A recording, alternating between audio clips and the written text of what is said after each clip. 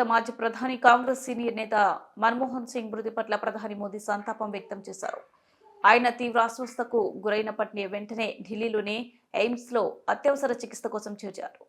చికిత్స పొందుతున్న ఆయన తుది శ్వాస విడిచారు. మన్మోహన్ సింగ్ మృతి పట్ల ప్రధాని మోదీ సహా పలువురు ప్రముఖులు సంతాపం తెలుపుతున్నారు. దేశం గొప్ప నాయకుడిని కోల్పోయింది అని వారు భావోద్వేగంగా పేర్కొన్నారు. మన్మోహన్ సింగ్ అంత్యక్రియలు పూర్తి ప్రభుత్వ లాంఛనాలతో నిర్వహించనున్నట్లు సంబంధిత వర్గాలు తెలిపాయి.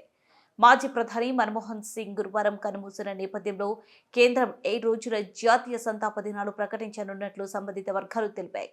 శుక్రవారం జరగాల్సిన అన్ని ప్రభుత్వ కార్యాలయాలను రద్దు చేసినట్లు సంబంధిత వర్గాలు తెలిపాయి. మన్మోహన్ సింగ్ మృతికి సంతాపంగా రేపు ఉదయం 11 గంటలకు కేంద్ర మంత్రివర్గం సమావేశం కానుంది. మన్మోహన్ సింగ్ భారతదేశం కోసం ఒక గొప్ప వ్యక్తిగా నిలిచారు.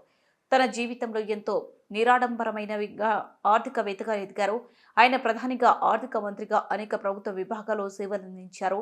ప్రధాని మోదీ అన్నారు.